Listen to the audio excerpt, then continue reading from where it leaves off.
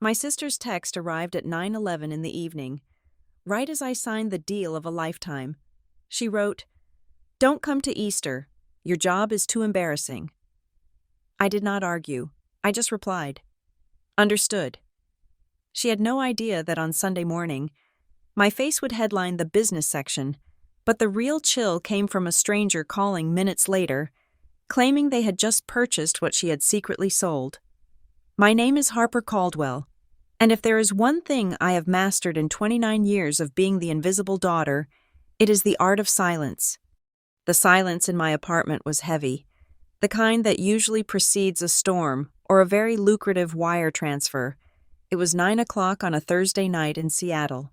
Outside my window, the rain was blurring the city lights into streaks of neon and gray, but inside, the only light came from the 3 high-definition monitors curved around my desk.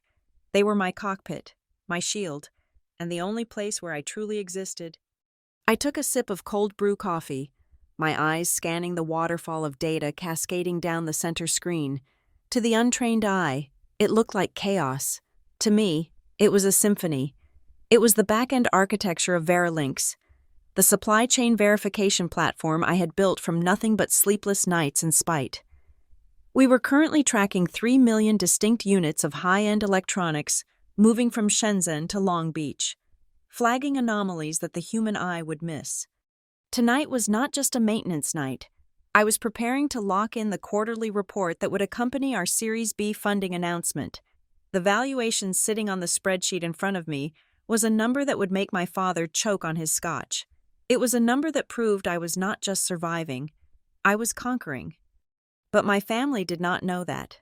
To them, I was Harper the disappointment, Harper the worker bee, Harper, the shift supervisor at a warehouse called Northbridge Fulfillment, who probably smelled like cardboard and packing tape. My phone vibrated against the mahogany desk surface. It was a harsh, buzzing sound that cut through the hum of my computer tower. I glanced at the screen. The name flashing was Brielle, my older sister, the golden child, the woman who had never worked a day in her life without an audience to applaud her effort. I hesitated. We were 72 hours away from Easter Sunday. Usually, this was when the instructions arrived. Brielle liked to treat family holidays like theatrical productions where she was the director and the rest of us were underpaid extras. I picked up the phone. It was a text message. "Don't come to Easter. Your job is too embarrassing." I stared at the words. The blue light from the monitors reflected off the glass screen, making the white text look clinical, almost medical, a diagnosis of my social standing. A second text followed immediately. "Graham's parents are coming. They are Connecticut proper. We can't have you talking about warehouse shifts and overtime. It's just too awkward. Stay home." I set the phone down. I did not throw it. I did not scream. I felt a strange, cold sensation wash over me, starting at the base of my neck and spreading down to my fingertips. It was not anger. It was clarity. I looked back at my monitors. On the left screen was a complex map of global shipping routes, red and green lines pulsing with real-time activity. On the right screen was the draft of a press release regarding our new fraud detection algorithm, and in my hand was a device telling me I was not good enough to eat ham and scalloped potatoes because I might stain the family reputation. The memories hit me then, not as a flood, but as a series of sharp, stinging slaps. I remembered being 10 years old, sitting at the kitchen table while my mother brushed Brielle's hair. "You have the face for magazines. Brielle," she had said, her voice dripping with adoration. Then she had looked at me, struggling with a math workbook. "And Harper, well, Harper has the hands for work. You will be the one who makes things run. Harper, you are a helper." A helper? That was the label they glued to my forehead before I even knew who I was. Brielle was the protagonist. I was the stagehand. When Brielle wanted a pony, I was the one taught how to muck the stalls so she could ride in clean boots. When Brielle wanted to host a charity gala in high school, I was the one addressing 500 envelopes until my fingers cramped, while she practiced her speech in the mirror. "You just don't have the executive presence. Harper." My father had told me when I was 22 and suggested a new inventory system for his small hardware chain. Brielle has the spark. You have the stamina. Leave the big thinking to the people with the personality for it. So I had left. I had taken my stamina and my lack of personality, and I had built a fortress they could not see. I looked at the phone again. Your job is too embarrassing. She was talking about the cover story I had maintained for 3 years. When I founded Verilinks, I needed to know the supply chain from the floor up. I had actually worked at a warehouse for 6 months to understand the physical reality of the data I would later manage. When I quit to launch the company, I simply never told them I had left. It was easier to let them believe I was still there, wearing a safety vest and scanning barcodes. It fit their narrative. It made them feel comfortable. If Harper was failing, then the world was in order. But telling me to stay away, banning me from the family table because my perceived poverty might offend her fiancé's wealthy parents? That was a new frontier. That was not just dismissal. That was erasure. I reached for the keyboard. My fingers hovered over the keys. Part of me, the part of me that was still the 10-year-old girl wanting her mother to look at her, wanted to type back a furious paragraph. I wanted to tell her that my embarrassing job had just cleared a net profit that eclipsed Graham's trust fund. I wanted to tell her that while she was planning table settings, I was rewriting the protocols for international maritime law compliance. But I stopped. Explaining is a form of begging. It implies that you need the other person to understand you in order to be valid. I did not need Brielle to understand me. I needed her to withstand me. I deleted the angry paragraph I had started to compose in my head. I typed 2 words. Understood. I hit send. The screen indicated the message was delivered. Then read. There was no reply. She was probably relieved. She had engaged in conflict management and won. She had pruned the withered branch from the family tree so the view would be perfect for the Wexlers. I turned my chair back to the center monitor. The quarterly report was still there, blinking. I minimized it. I opened a secure, encrypted folder on my desktop labeled simply Project Easter. Inside was a single PDF file. It was a digital proof, sent to me 12 hours ago by the senior editor of the Wall Street Journal. I opened it. It was beautiful. It was a 2-page spread, centered around a portrait of me that had been taken 3 weeks ago in a rented studio in downtown Seattle. In the photo, I was not wearing a warehouse vest. I was wearing a black tailored blazer, my arms crossed, staring directly into the lens with a look that could freeze water. The headline was bold, written in that authoritative font that commands respect from every boardroom in America. The Ghost in the Machine. How Harper Caldwell and Verilinks are cleaning up the global supply chain. The sub-headline was even better. While her peers chased social media fame, this 29-year-old dropout built a $500 million empire in the dark. Now, she is turning the lights on. I scrolled down. The article detailed everything: the struggle, the technology, the client list that included 3 Fortune 500 companies. It mentioned my projected net worth. It mentioned my philosophy on transparency. And it was scheduled to go to print on Saturday night, hitting doorsteps and digital feeds across the nation on Sunday morning. Easter morning. The very morning Graham Wexler's father, a man who worshipped the Wall Street Journal like a holy text, would be sitting at my parents' dining table, waiting for his coffee. I picked up my desk phone, the secure line. I dialed a number I had memorized. It rang twice before a voice answered. Harper, it is almost 10 at night. Is everything okay? It was Elena, my head of communications. She sounded anxious.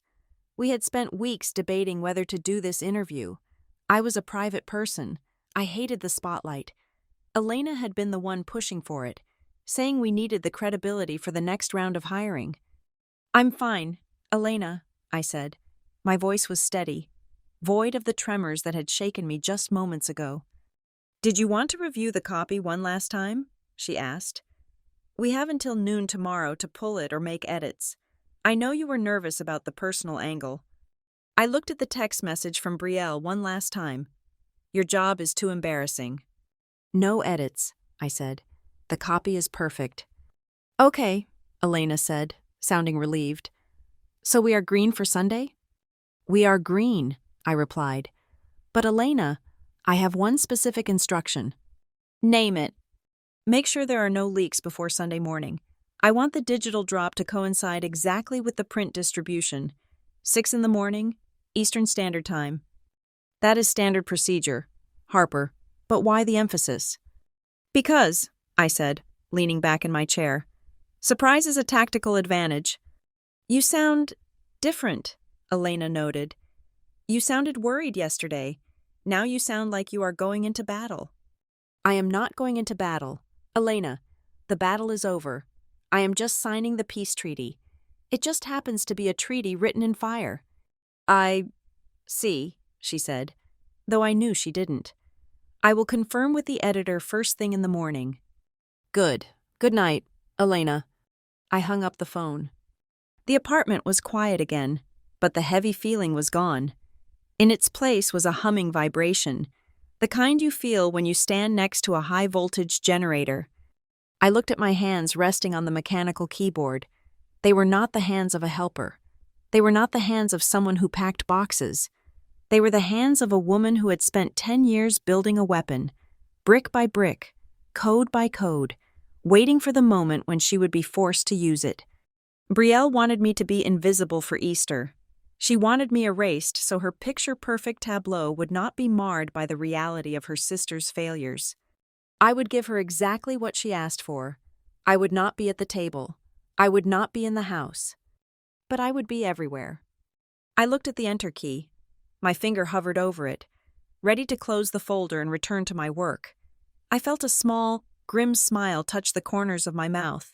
It was the smile of someone who knows the end of the movie, while everyone else is still buying popcorn. I tapped the key. The folder closed. The secret was locked away for 3 more days. My sister had lit a match to burn a bridge. She did not realize I was already standing on the other side with a flamethrower. The first time I realized that my family did not just underestimate me, but actually preferred me to be small. I was 16 years old. It was a Tuesday night, and we were eating meatloaf. My father was complaining about the declining foot traffic in his hardware stores. He blamed the big box retailers. He blamed the economy. He blamed the weather. I had spent the previous 2 weeks teaching myself basic coding and studying e-commerce models in the school library during lunch. I had stapled together a 20-page proposal on how he could move his inventory online, targeting niche contractors who needed specific parts that the big chains never stocked. I pulled the packet out from under my placemat. I remember my hands were shaking. I laid it next to his mashed potatoes.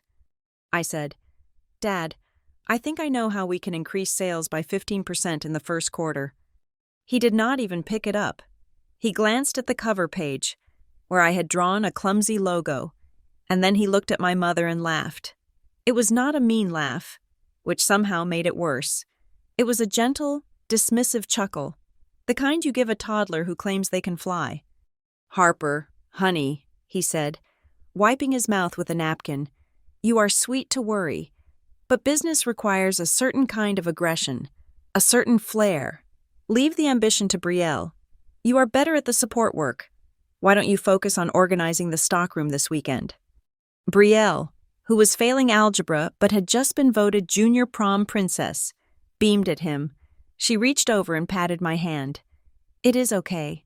Harper, not everyone is meant to be a boss. Someone has to sweep the floors." I took the packet back. I never showed it to him again. I threw it in the recycling bin outside, and with it, I threw away the desire to ever impress them. When I graduated high school, I did not go to the business school my father paid for Brielle to attend. I went to work at Northbridge Fulfillment. To my parents, it was a tragedy. They told their friends I was taking a gap year to find myself, and when that year turned into 5, they simply stopped talking about me altogether. But Northbridge was not a dead end. It was a university. The warehouse was a cavernous beast of concrete and steel, smelling of cardboard dust and diesel fumes. It was loud, hot in the summer, and freezing in the winter. My job was manual entry. I stood at a station for 10 hours a day, scanning barcodes and verifying shipping manifests. To my family, I was a box packer, but I was watching the veins of the global economy. That was where I met Darlene Pike. Darlene was 60 years old, with hair the color of steel wool and a voice that sounded like she gargled with gravel. She was the floor manager, a woman who could spot a lazy forklift driver from 300 yards away. She terrified everyone, but for some reason, she took a liking to me. Maybe she saw the way I looked at the shipping labels, not just as stickers, but as data points. One afternoon, during the lunch rush, she pulled me off the line. She walked me over to a pallet of electronics that had just come in from a distributor in Miami. "Look at this," she said, pointing to the shrink wrap. "Tell me what you see." I looked. It looked like every other pallet. I said, "It is a pallet of tablets, Darlene." "No," she said, sharp and low. "Look at the tape. Look at the way the corners are folded.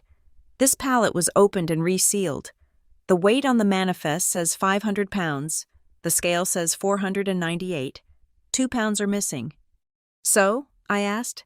"Maybe it is just packing material." Darlene looked me dead in the eye.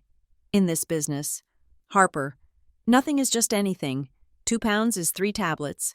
3 tablets is $2,000. But more importantly, if the seal is broken, the chain of custody is broken.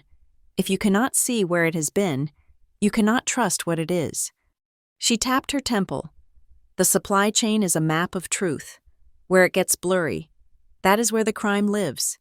You learn to read the blur, and you will know more than the CEO sitting in the air conditioning upstairs." That was the spark. For the next 4 years, Darlene became my mentor. She taught me how to track a package backward through 3 different shipping companies. She taught me how vendors would swap labels to avoid tariffs. She taught me that fraud was not usually a grand heist, but a million tiny cracks in the system that nobody bothered to check. While I worked the floor by day, I studied by night. I did not go to parties. I did not date. I bought secondhand textbooks on supply chain logistics, international trade compliance, and data analytics. I taught myself SQL and Python on a refurbished laptop I bought from a pawn shop. I learned how to scrape data from public shipping manifests. I learned the patterns of legitimate commerce so well that the illegitimate ones started to glow like neon signs in my mind. My life became a split screen. On one side, there was the work, the gritty, exhausting, fascinating work of building a mind that could see through walls. On the other side, there was my family. Brielle was soaring. She had landed a job in PR, mostly because of my father's connections. She was constantly posting photos of launch parties, client dinners, and trips to the Hamptons. She was beautiful, polished, and loud about her success. Whenever I saw her, she treated me like a charity case she was obligated to be kind to. I remember one Christmas Eve particularly well. I had just finished a double shift at the warehouse to cover my tuition for an online certification in forensic accounting. I arrived at my parents' house wearing jeans and a sweater that was clean but worn. Brielle was wearing a red silk dress that probably cost more than my car. She hugged me, careful not to wrinkle her fabric. "Oh, Harper," she sighed, handing me a glass of wine. "You look so tired. Is the warehouse running you ragged?" "I am fine," I said. "We are just busy with the holiday rush." Graham, her fiancé, chimed in. He was a nice enough man, but he had the spine of a jellyfish and agreed with whatever Brielle said. "It is honest work. Harper, someone has to make sure our gifts get delivered, right?" They clinked glasses, satisfied with their benevolence. My mother came over and smoothed my hair, a habit she had never outgrown. We were just telling the Wexlers about Brielle's new promotion. "She is handling the account for that new luxury water brand. Isn't that exciting? And you, Harper, still at the warehouse?" The way she said it, "still at the warehouse," was not a question. It was an apology to the room for my presence. "Yes," I said, "still there." I did not tell them I had just written a script that automated the fraud detection process for the entire western region of Northbridge, saving the company $40,000 a month. I did not tell them that Darlene had recommended me for a corporate analyst role, but I had turned it down because I was already building the prototype for Verilinks. I just took a sip of the wine, which was dry and expensive, and let the insult settle in my stomach. That night, I went home to my small apartment and opened a notebook. It was a simple black composition book. I sat on the edge of my bed and wrote down the date. Then I wrote down exactly what they had said. December 24th. Brielle, you look so tired. Mother, still at the warehouse? I did not write it down to cry over it. I did not write it down to wallow. I wrote it down because I knew that one day, when I succeeded, they would try to rewrite history. They would say they always supported me. They would say they knew I was special. They would say they were proud. I needed the record. I needed to remember the exact texture of their dismissal. I needed to remember that when I was nothing to them, I was everything to myself. Darlene passed away a year later from a sudden stroke. I was the only person from work who went to her funeral. Her daughter gave me a box of her things from her locker. Inside was her old clipboard and a note she had written on a packing slip. Harper, don't let them make you think you are small just because you work in the dark. The foundation of the building is always underground. I kept that note. I framed it. It hung above my desk now, right next to the monitors that displayed the empire I had built. So when Brielle texted me that my job was embarrassing, she did not know she was insulting the memory of the only person who had ever taught me how to be powerful. She did not know that the warehouse she mocked was the forge where I was made. She thought she was shaming a warehouse worker. She did not realize she was poking a sleeping dragon that had been recording every poke for 13 years. And the notebook was full. It was time to close it and open the ledger. Verilinks did not begin with a ribbon-cutting ceremony or a splashy launch party in Silicon Valley. It began in the spare bedroom of my leased apartment in a neighborhood my mother refused to visit after dark.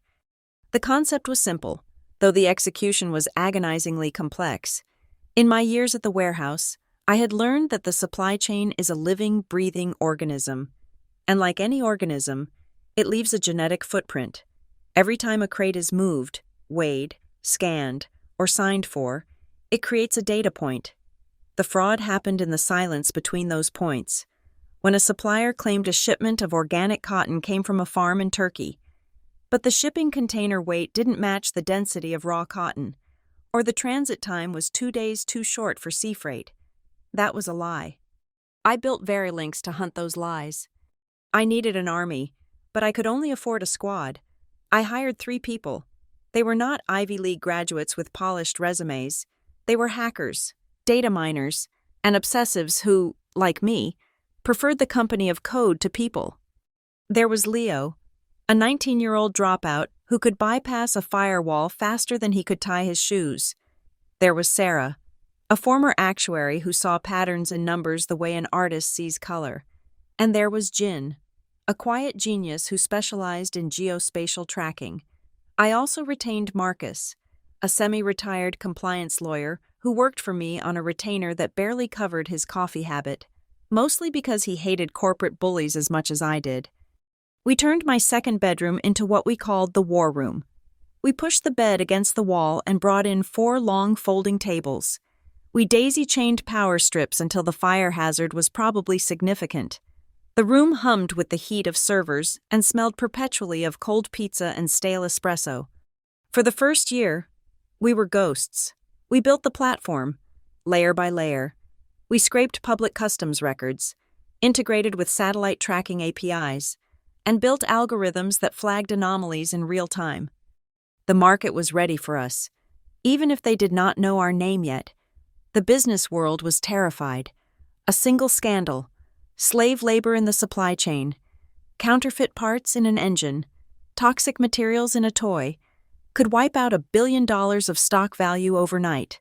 CEOs were sleeping with one eye open, terrified of what their subcontractors were doing 3 continents away.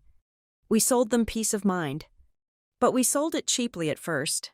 In that first year, our revenue was just enough to keep the lights on and pay the staff a decent wage. I took nothing. I lived off my savings from the warehouse days. Every single dollar of profit went back into the servers, the software, and the data acquisition. This enforced frugality was the perfect camouflage to the outside world, and specifically to my family. My life looked exactly like what they expected of a failure. I drove a 10-year-old sedan with a dent in the rear bumper that I refused to fix. I wore jeans and plain t-shirts. I declined invitations to expensive dinners because I genuinely could not justify the expense when that money could buy more server space. My parents and Brielle interpreted this as poverty. Poor Harper, Brielle would say at Thanksgiving, handing me a plate of leftovers to take home. Do you need gas money for the drive back? I always said no. I did not tell her that my company had just signed a contract worth $80,000 that morning. I let her feel superior. Her pity was my cloak. They never visited my apartment. It was too small, too far, too depressing for them. If they had walked through the front door and turned left into the second bedroom, they would have seen a command center that rivaled the FBI. They would have seen maps of the world glowing on 6 different screens, tracking cargo ships in the South China Sea, and trucking routes across the Midwest.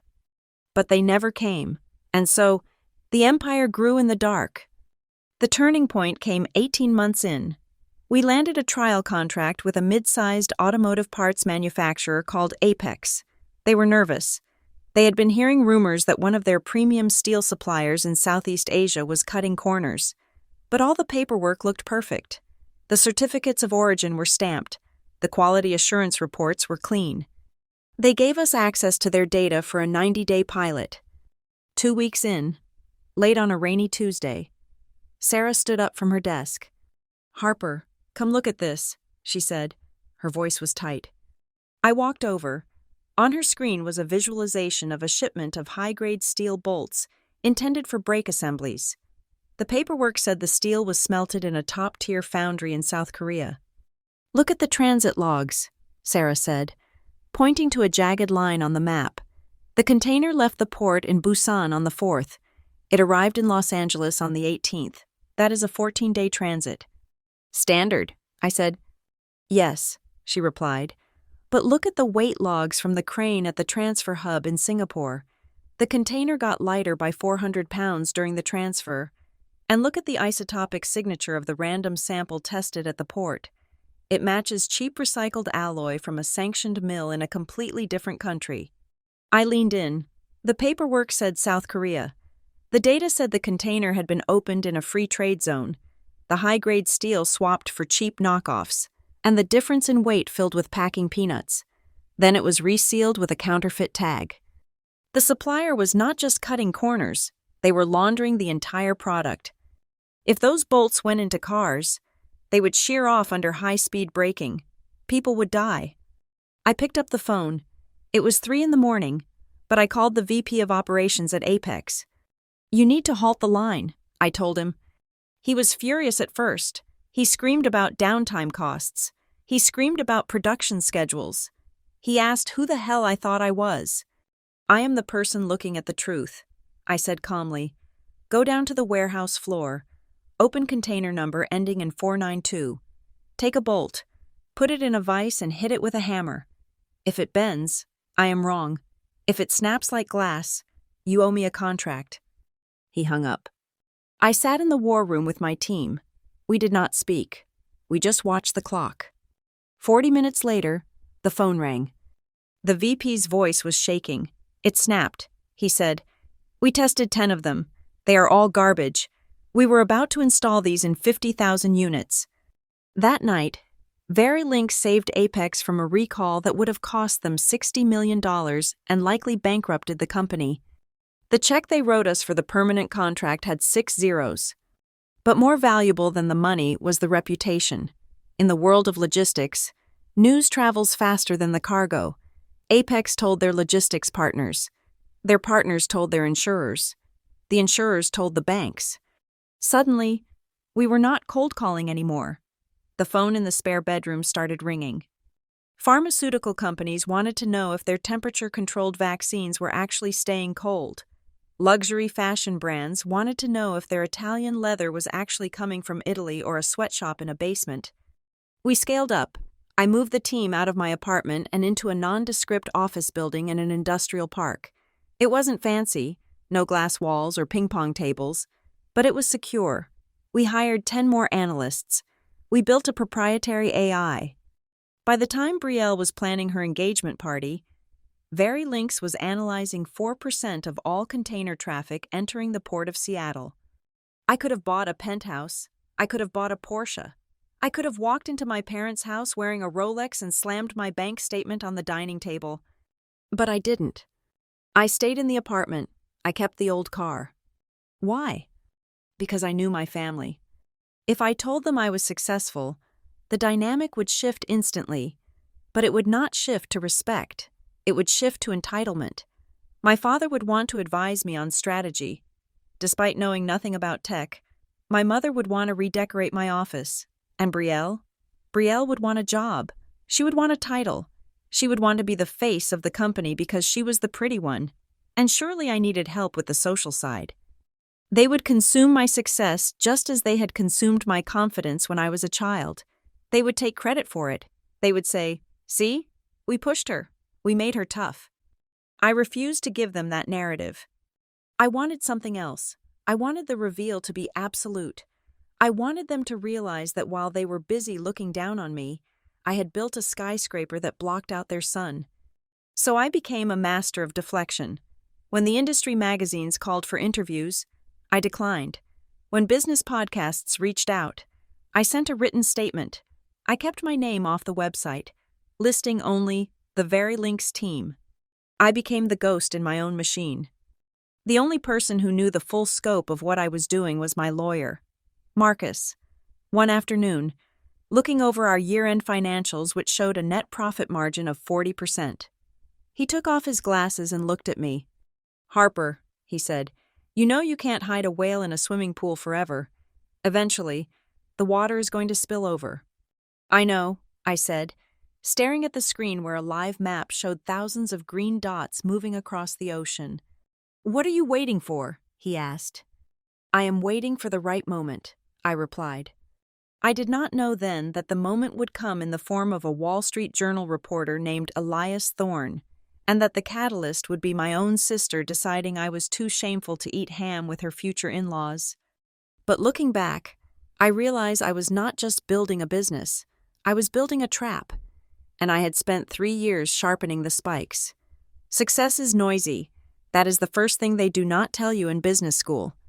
By the start of our 3rd year, Verilinks had outgrown the quiet hum of the spare bedroom and the industrial park office. We now occupied the entire 12th floor of a glass-paneled building in downtown Seattle. The floor was a constant hive of activity. We had 40 full-time employees. We had servers that sounded like jet engines. We had sales reps on phones shouting numbers that would have sounded like lottery jackpots to my parents. We were closing contracts with multinational logistics giants. We were integrating with government customs databases. The valuation of the company was climbing so fast that my lawyer, Marcus, had to keep revising the cap table every month. But amidst this explosion of growth, I remained the silent architect. I had structured the company with a dual-class share system. Investors could buy in. They could share in the profits. But they could not tell me what to do. I held 10 votes for every one of theirs. It was a control mechanism born of paranoia. Perhaps. But I knew what happened when you let other people steer your ship. They usually steered it into a wall. Then came the email that threatened to shatter the glass walls I had built around my double life. It arrived on a Tuesday morning. The subject line was stark. Interview request. Supply chain innovation. The sender was Elias Thorne, The Wall Street Journal. I stared at the name. Elias Thorne was not a fluff writer. He was a Pulitzer winner who specialized in exposing corporate fraud. If he was emailing me, he already knew who I was. He had already smelled the blood in the water, or in my case, the success in the silence. I called Elena, my new vice president of communications, into my office. She read the email and looked at me as if I had just been elected president. "Harper," she said, her voice dropping to a reverent whisper, "This is it. This is the coronation." "No," I said, turning my chair to face the window. "This is exposure." She sat down, ready to fight. "Harper, listen to me. We are preparing for Series B funding. We need institutional trust. Investors love revenue, but they worship credibility. A feature in the journal. Written by Thorne? That stamps us as the gold standard. It stops the competitors from even trying to catch up. You cannot say no to this." I knew she was right from a business perspective, but physically, I felt sick. The Wall Street Journal was not just a newspaper in the Caldwell house, and certainly in the Wexler house where Brielle was currently trying to secure her future. It was the gospel. My father read it every morning with his coffee. Graham's father, a retired investment banker, probably had it delivered to his bedside. If I appeared in those pages, the warehouse worker narrative would disintegrate instantly. I could hear the questions already. Why did you lie? Why didn't you cut us in? How dare you hide this? And then, the sudden, cloying pivot. We are so proud. We always knew. Let me introduce you to my brilliant daughter. I hated the second scenario more than the first. I could handle their disdain. I had been eating it for breakfast for decades. But I could not stomach their fake pride. I did not want to be their trophy. I looked at Elena. Tell him I am unavailable. Tell him to interview the CTO. Thorne won't take a lieutenant. Harper, Elena argued. He wants the founder. He wants the woman who is disrupting a trillion-dollar industry from the shadows. If you say no, he might write the story anyway. But without your control, he might frame it as, what is Verilynx hiding, instead of how Verilynx is winning. I rubbed my temples. The walls were closing in. I looked up at the wall above my desk. The framed packing slip from Darlene was still there. A little faded now. I read her handwriting again, but this time, it was a memory of her voice that surfaced. Something she had told me a week before she died. We had been drinking bad coffee in the break room. I was complaining about how my father had forgotten my birthday again. Darlene had looked at me over the rim of her styrofoam cup. Baby girl, she had said, you are waiting for them to see you. But you got to understand something. Some people, even family, they don't have eyes for people. They only have eyes for utility. If they only see you when you are shiny, that is not love. That is consumption. They want to consume your light to make themselves feel warmer. That is consumption. The words echoed in the silence of my corner office. For 3 years, I had been hiding to protect myself from their judgment, but maybe I was looking at it wrong. Maybe hiding was just another way of letting them control me. By staying in the dark, I was letting them write my story. I was letting Brielle paint me as the failure so she could be the success. If I stepped into the light, I wasn't just revealing myself. I was taking the pen out of their hands. I turned back to Elena. Okay, I said. She blinked, surprised by the sudden shift. Okay? Yes, but on my terms. I want veto power over the photography, though not the text. Thorne won't agree to that anyway. But most importantly, I control the timeline. Elena nodded, taking notes furiously. Timeline is standard. What are you thinking? I looked at the calendar. It was March. The Easter holiday was 3 weeks away. I knew Brielle's schedule better than she knew it herself. Mostly because she broadcast it on social media daily. This year, the stakes were monumental. It was the first time the Caldwells and the Wexlers were doing a joint Easter brunch. It was being held at the Wexler estate in Connecticut. It was Brielle's audition for the role of matriarch in waiting. Everything had to be perfect.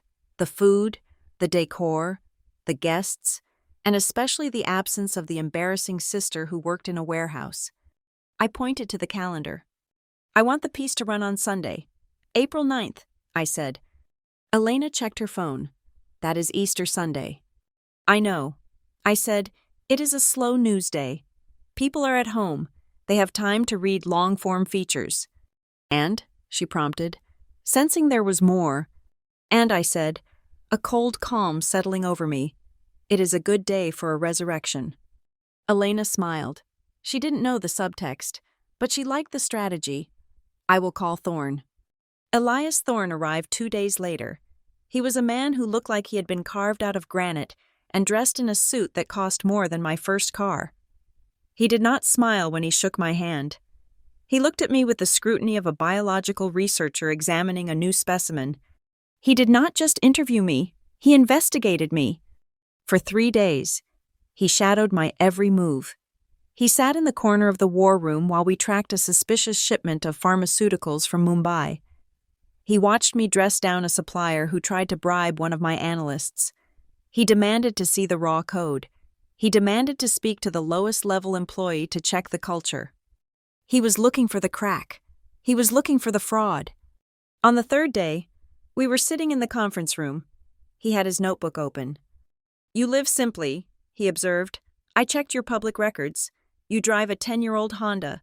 You live in an apartment in a C-grade district, yet your company is generating 8 figures in quarterly revenue. Why?" I leaned back. I could have given him a PR answer about reinvesting in the company. Instead, I told him the truth, or at least, the version of the truth that the world needed to hear. Because, I said, in the industry of verification, flash is a liability. I sell truth. Mr. Thorne, truth is boring. Truth is plain. If I walked in here wearing diamonds, I would look like the people I'm trying to catch. He stopped writing. He looked at me for a long moment. Then he closed his notebook. "You are the real deal, Harper," he said quietly. When he left, I felt drained but exhilarated. The die was cast. Elena coordinated the final details. The photo shoot was scheduled. The fact-checkers called to verify dates and figures. Every confirmation was another nail in the coffin of my anonymity. The week leading up to Easter was a blur of high-stakes negotiations and technical sprints. We were rolling out a major update to the platform, and I was sleeping under my desk more often than in my bed. But in the back of my mind, there was a ticking clock. I knew exactly what was happening in my family's orbit. Brielle was manic. She was posting stories about flower arrangements and table settings. She was tagging the Wexlers in every post. She was curating a reality where she was the queen and I was nothing.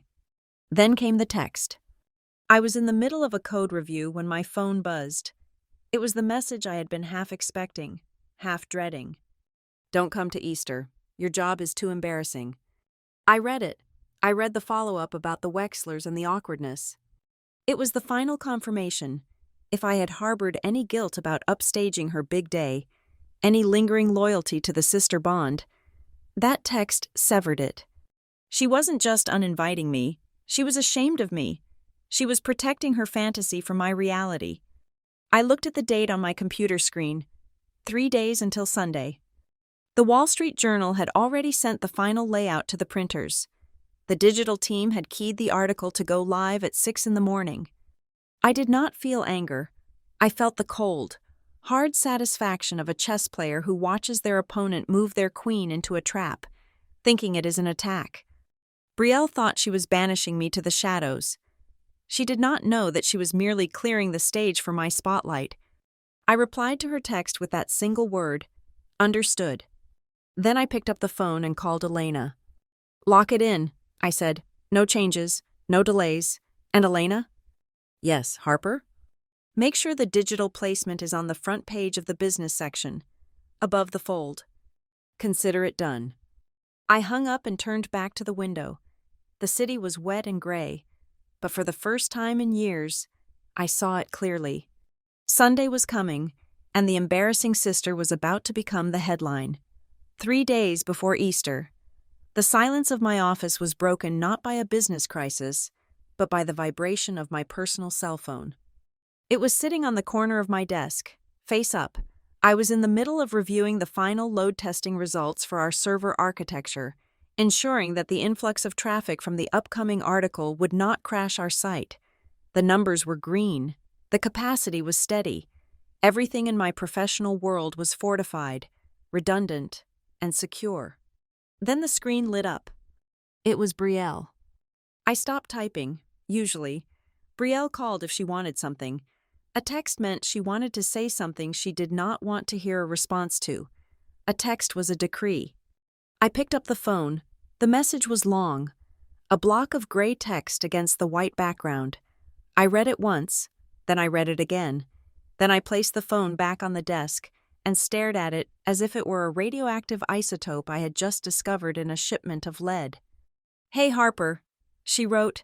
"I have been thinking about Sunday. Look, this is going to be hard to say, but do not come to Easter. Graham's family is very old school. They are Connecticut society people. They judge everything. And honestly, your job at the warehouse, it is just too humiliating." I felt a physical sensation in my chest, but it was not the hot prick of tears. It was cold. It was the temperature of deep ocean water. It was the feeling of being submerged in ice. A second bubble appeared. She was typing again. I am not trying to be mean. The next message read, I am just being realistic. You would feel out of place, and it would make everyone else uncomfortable. Mom agrees with me. She thinks it is better if we just say you are working a shift. Do not make this awkward for us. Just stay home. Mom agrees with me. That was the sentence that did it. That was the scalpel that severed the last thin tendon connecting me to the idea that I had a family. I sat there in my ergonomic chair, surrounded by millions of dollars of technology that I owned, in a building where 40 people relied on my judgment to pay their mortgages, and I realized that to the people who shared my DNA, I was nothing more than a stain on the carpet. They did not just think I was poor. They thought I was humiliating. The word echoed in my head. Humiliating. I imagined them discussing this. I imagined my mother and Brielle sitting in my mother's beige living room, sipping tea, nodding solemnly. Poor Harper, they would say. We cannot have her there with her rough hands and her cheap clothes. What would the Wexlers think? Better to hide her. Better to pretend she does not exist. I looked at my reflection in the dark monitor of the computer to my left. I did not look humiliated. I looked like a predator that had just stopped moving because it spotted prey. I could have replied with 1,000 things. I could have sent them a screenshot of my bank balance. I could have sent them a photo of the Wall Street Journal proof. I could have typed out a paragraph detailing exactly how much their approval meant to me, which was currently 0. But I did not.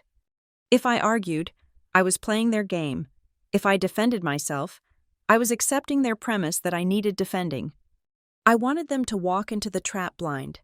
I wanted them to sit down at that brunch, spread their napkins over their laps, and feel safe. I wanted them to believe they had successfully sanitized their world. I needed them to be comfortable so that the shock would be absolute. I picked up the phone. My thumb hovered over the keyboard. I typed 4 letters. Okay. I hit send. It was the most dangerous word I had ever written. It was a surrender that was actually a death sentence for their worldview. Almost immediately, the read receipt flashed, then a reaction heart from Brielle. She was relieved. She probably turned to my mother and said, "See? She understands. She knows her place." I set the phone down. Face down this time. I was done with Harper the sister. Harper the sister had just been uninvited from her own life. I pressed the intercom button on my desk phone. Elena, come in here, please. Elena appeared in the doorway 10 seconds later. She held a tablet in her hand, looking concerned. She knew the personal stakes of this week. She knew about the family dynamic, even if I never gave her the gritty details. Everything okay? She asked. Everything is proceeding exactly as it needs to. I said. My voice sounded strange to my own ears. Flat, metallic, stripped of any modulation. I want to talk about the placement. I said. The journal article? She asked, stepping fully into the room. We have the center spread in business. It is a great spot. Not good enough, I said. Elena frowned. Harper, the print layout is locked. We cannot move ink on paper this late in the game. I am not talking about the paper, I said. I am talking about the digital rollout. The Wexlers are modern people. They will see the paper. Yes, but they will check their phones first. I want to know what we can do to ensure that when they open the app, or the mobile site, or the newsletter, my face is the first thing they see. Elena tapped her tablet. Well, the editor loves the piece. Thorne is pushing for it to be the weekend feature. If we agree to give them an exclusive follow-up interview in Q3, I can probably leverage that to get you the hero banner on the homepage. Top of the fold. Unmissable. Do it, I said. Elena hesitated. That is aggressive.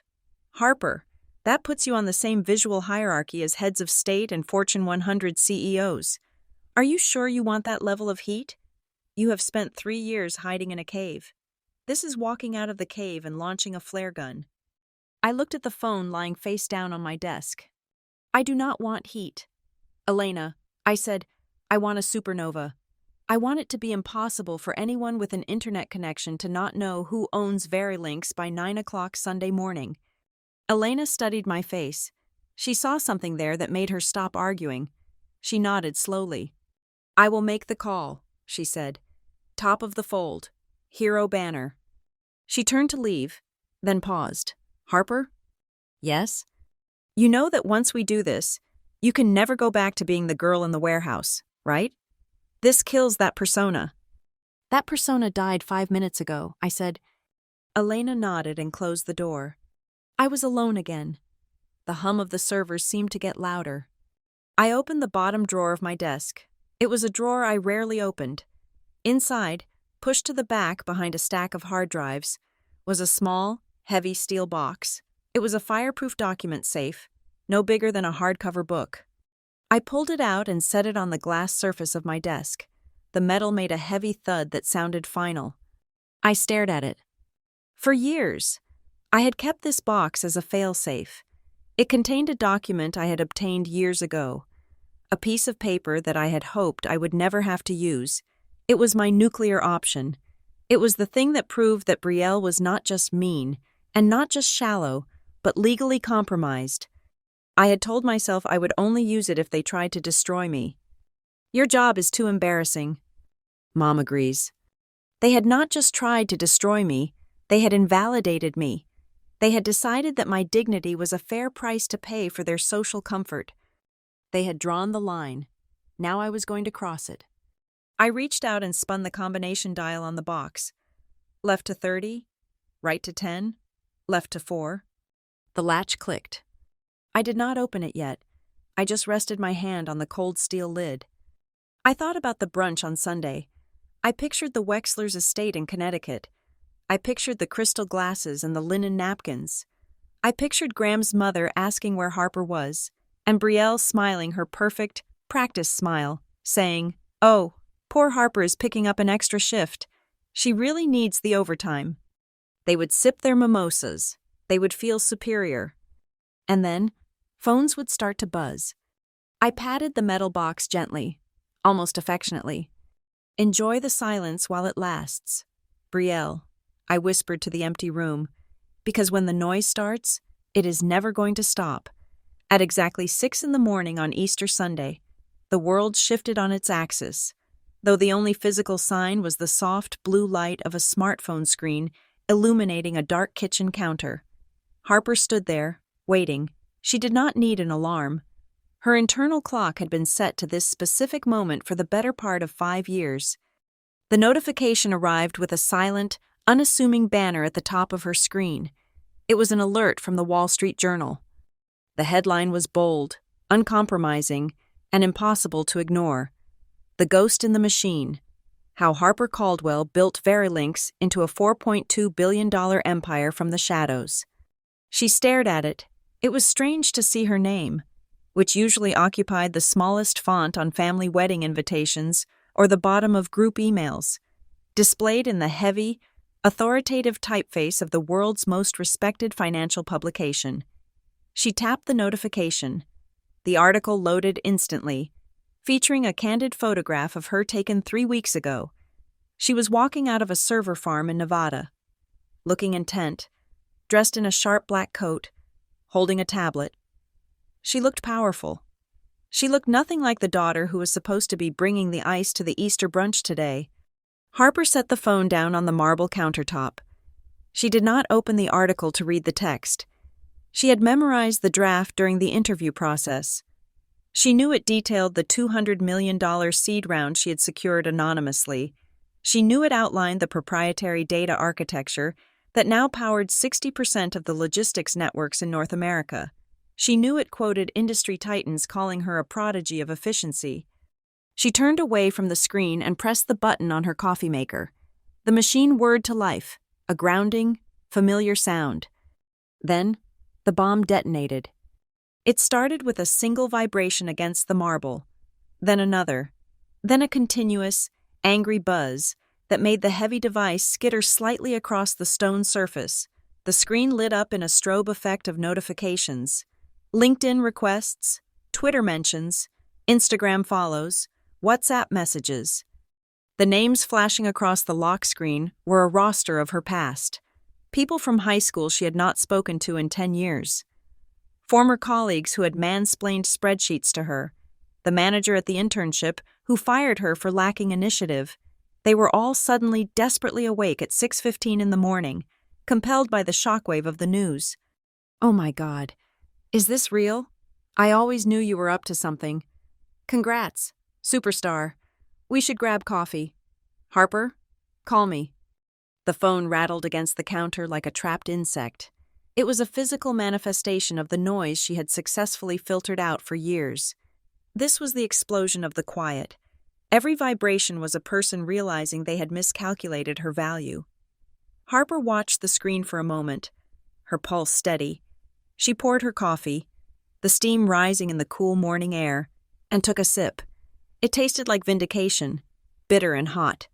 5 miles away, at the Wexler estate, the morning sun was streaming through the floor-to-ceiling windows of the breakfast conservatory. The table was set for 12. There were fresh tulips, imported crystal, and a menu that had been decided upon 3 weeks in advance. The air was heavy with the smell of roasting lamb and expensive perfume. Brielle was adjusting the placement of a napkin, frowning at a microscopic crease. She wanted today to be perfect.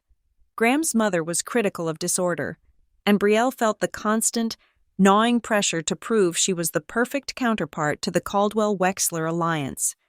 "Where is Harper?" Mrs. Caldwell asked, checking her watch. "She was supposed to be here at 8 to help with the arrangements. It is 8:15. "She's probably oversleeping," Brielle sighed, smoothing her silk dress.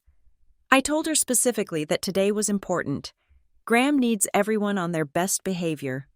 Graham sat at the head of the table, scrolling idly through his tablet, sipping an espresso. He looked bored, the picture of a man who tolerated family gatherings rather than enjoyed them. Then he stopped. His thumb froze over the glass screen. His posture, usually a practiced slouch of arrogant relaxation, went rigid. "Graham?" Brielle asked, sensing the shift. "What's wrong? Is it the market?" Graham didn't answer. He blinked, once, twice, as if trying to clear a hallucination from his vision. He tapped the screen, zoomed in, and then looked up. His eyes were wide, darting from his wife to his in-laws.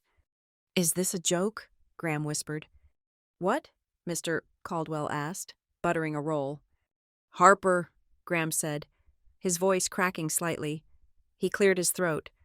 "Harper is... Have you seen the journal?" "We don't read the news on holidays. Graham, you know the rule," Mrs. Caldwell admonished lightly. "Read it," Graham commanded.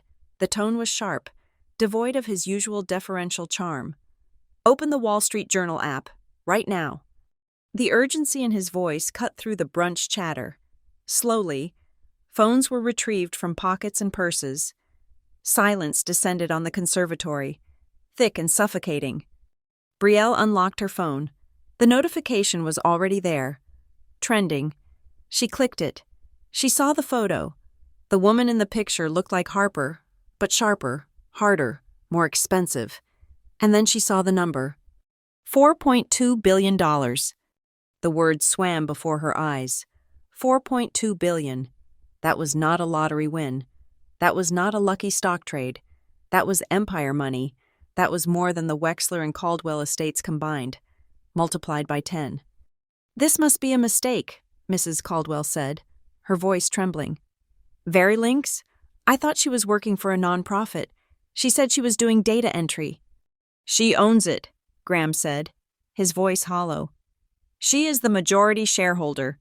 It says right here, she retained 51% equity. She's a billionaire, a multi-billionaire." The silence that followed was absolute. The clinking of silverware had vanished. The smell of the roasting lamb suddenly seemed cloying and nauseating. Brielle felt a cold flush of panic rise from her stomach to her throat.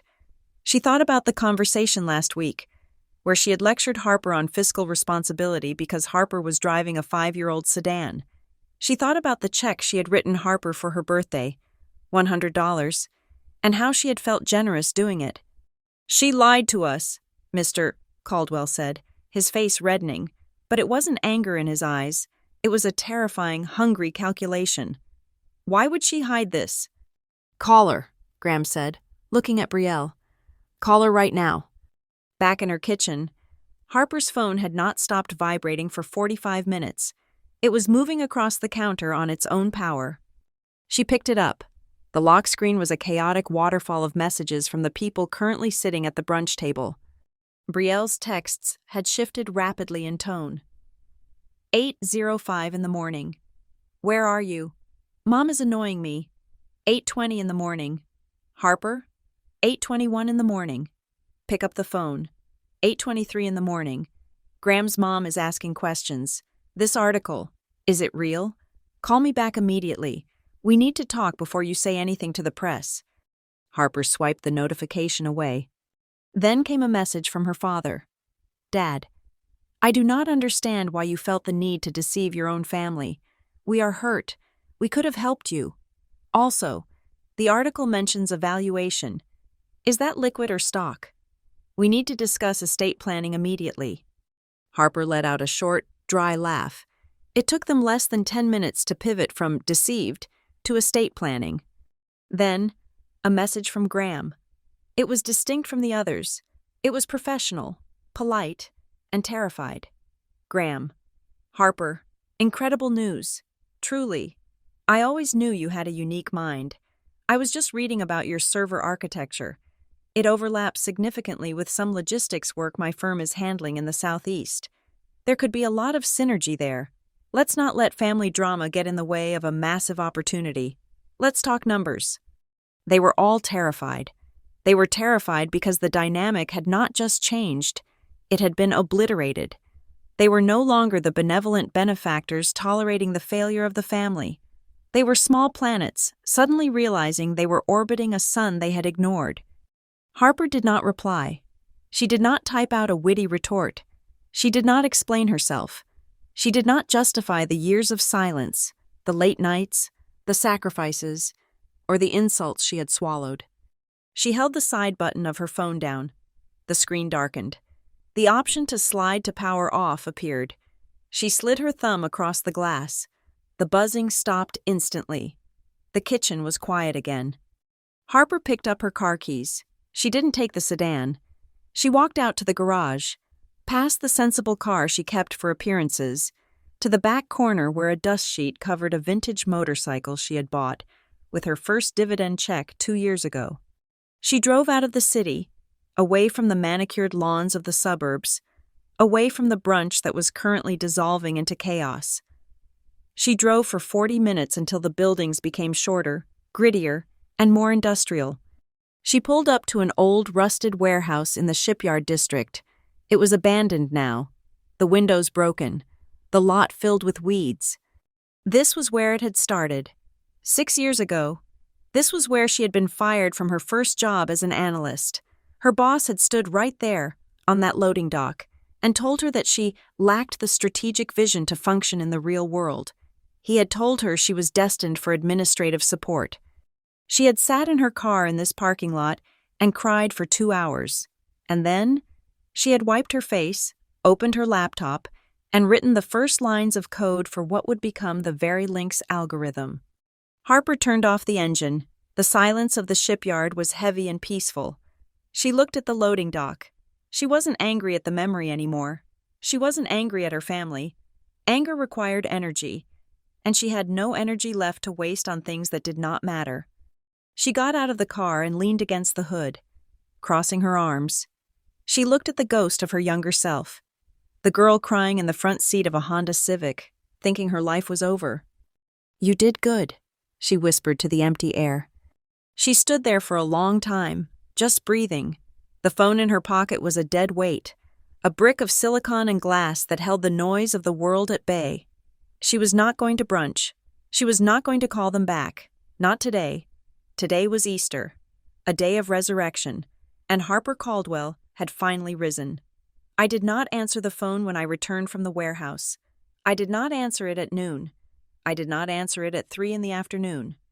I let the silence ferment. I let them sit in the Wexler drawing room, surrounded by half-eaten ham and cooling coffee, checking their phones every 30 seconds, watching my name trend on Twitter, and wondering if the daughter they had treated like furniture was ever coming back to the room. At 5 o'clock, I sent a single calendar invite to my father, my mother, and Brielle. Topic: family meeting. Time: 7 p.m. Link: secure video conference. I treated it exactly like a board meeting with a hostile entity. I dressed not in my pajamas, but in the same black blazer I wore for quarterly reviews. I sat in my home office, the lighting adjusted to be clinical and bright. I had a glass of water, a notepad, and a second monitor that they could not see. At 6:59, the waiting room notification pinged. They were early. For the first time in my life, the Caldwell family was early for me. I took a sip of water. I clicked admit all. The screen flickered to life. The camera was evidently set up on a laptop on a coffee table, likely at my parents' house. They were squeezed together on the beige sofa like survivors on a life raft. My mother looked ashen, her eyes rimmed with red. My father sat stiffly, his jaw tight. Brielle was on the edge, still wearing her Easter dress, but she looked deflated, like a balloon that had been left out in the cold. Graham was hovering in the background, leaning against the mantel, trying to look casual but failing. The audio connected with a screech of feedback before settling. For 10 seconds, nobody spoke. They just stared at me. They were looking for the warehouse worker. They were looking for the girl who mumbled apologies. Instead, they saw a CEO sitting in a high-back leather chair, looking back at them with the indifference of a camera lens. "You," my father began, his voice shaking not with sadness, but with a suppressed fury. "You have absolutely no idea what you have done today." I remained silent. I wanted them to pour it all out.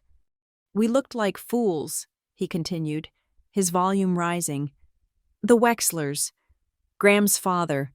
He asked me about your Series A funding, and I had to sit there and tell him I did not know what he was talking about. Do you know how humiliating that is? To be the father of a tycoon, and to look like an absentee parent in front of the people we are trying to impress?" "Humiliating," I repeated. The word tasted cold. "Yes, humiliating," my mother chimed in, clutching a tissue. "Harper, you made us look like we don't know our own child. Why would you do this? Why would you lie to us for 3 years?" "I did not ask if you were okay," I said softly. They stopped. My father blinked. "What?" "I said, I did not ask if you were okay," I continued, my voice steady. "And you, in the first 2 minutes of this call, have not asked if I am okay. You have not asked how I built the company. You have not asked if the stress was hard. You have not said congratulations. You used the word humiliating. You said I made you look like fools." "Well, you did," Brielle snapped, finding her voice. "You let me sit there and talk about your warehouse shifts. You let me buy you groceries. Do you know how stupid I feel? You were laughing at me the whole time." "I was not laughing," I said. "I was surviving." "Surviving?" Graham scoffed from the background. "You are worth $4 billion. Harper, I think you were doing a bit more than surviving." I ignored him. I looked directly at the camera lens, locking eyes with my sister. "I want to show you something," I said. "I treat my life like I treat my business. I track data. I look for patterns. And when I realized something was wrong with this family, I started keeping a ledger." I moved my mouse. "I am going to share my screen." The video feed of my face shrank, replaced by a spreadsheet. It was stark, black text on a white grid. It was titled Holiday Interaction Log, 2019 to 2024. "What is this?" my mother asked, squinting at the screen. "This is a transcript," I said. "I have a good memory, but I also keep journals. This is a record of the primary topic of conversation directed at each child during major holidays for the last 5 years." I scrolled to Thanksgiving, 2 years ago. "Here," I said, highlighting a row. "Thanksgiving, 2021. Brielle, you had just gotten a promotion to senior account manager. The family spent 45 minutes discussing your new office, your salary potential, and your wardrobe budget. I moved the cursor to the next column. Harper, duration of focus, 3 minutes, topic, my car. Quote from Dad. If you cannot afford to fix the brakes, maybe you should take the bus. It is safer for everyone. Quote from Brielle. I can give you my old coat, the one with the stain, so you look presentable for work. I heard a sharp intake of breath from my mother. I scrolled down. Christmas, 2022. Brielle gets engaged. Duration of focus, 4 hours. Topic, the ring, the venue, the guest list. Harper, duration of focus, 0 minutes. I was in the kitchen doing the dishes while you toasted with champagne. I remember coming out to say goodbye. And Mom, you handed me a trash bag and asked if I could take it to the curb on my way out. Harper, stop this, my father said, his face turning red. This is petty. You are keeping score? I am auditing the relationship, I corrected him, and the books do not balance. I scrolled to the bottom of the sheet, to the entry dated 3 days ago. And finally, I said, Easter, 2023, the text message. I had pasted the screenshot of Brielle's text directly into the Excel sheet. It loomed large on the screen. Don't come to Easter. Your job is too embarrassing. I read it aloud. My voice was monotone. Your job is too embarrassing. I stopped sharing the screen. My face returned to the center of their monitor. I saw Brielle look away. She was picking at a loose thread on the sofa cushion. So, I said, I want to ask a question, and I want an honest answer, because I am recording this call, Mom. My mother flinched. Yes? Did you agree with Brielle? Did you agree that I should not come today because my presence was a stain on the family image? My mother's mouth opened and closed. She looked at my father, then at Brielle, looking for a lifeline. There was none. She was trapped in the glare of the camera. We just wanted a peaceful day. Harper, she stammered. The Wexlers are very particular people. We didn't want you to feel inadequate. Inadequate, I repeated. You were protecting me from feeling inadequate by banning me from the house. We were protecting the family, my father burst out. And look what happened. You nuked the family anyway. You went behind our backs and plastered your face on the Wall Street Journal. You calculated this. Harper, you waited for today. I did, I admitted. I gave you a choice. If you had invited me, if you had just let me sit at the table, I would have told you the news privately. I would have let you share in the moment. But you chose to lock the door, so I had to knock it down. My father stood up. He paced behind the sofa for a moment, then stopped. I could see the gears turning in his head. The anger was receding, replaced by the opportunistic businessman who had lost money on 3 failed ventures in the last decade. He cleared his throat. He adjusted his tie. The shift was visceral. He was no longer the angry father. He was the supplicant negotiator. Look, Harper, he said, his voice softening into a forced reasonableness. What is done. We can't change the past. You made your point. You are successful. We get it. We are impressed. Truly. He leaned closer to the camera. But we need to talk about the future. This valuation. $4 billion. That is a lot of exposure for one person. You need a trust. You need family protection. I have been talking to Graham, and we think we should set up a family office to manage the liquid assets. We can pool our resources. Graham can help with the legal structure, and I can sit on the board to help guide you. It is better to keep the money inside the circle. I watched him. I watched the greed bloom on his face like mold on stale bread. He did not apologize. He did not ask forgiveness. He saw a pile of gold, and he was trying to figure out how to get a shovel. No, I said. The word hung in the air.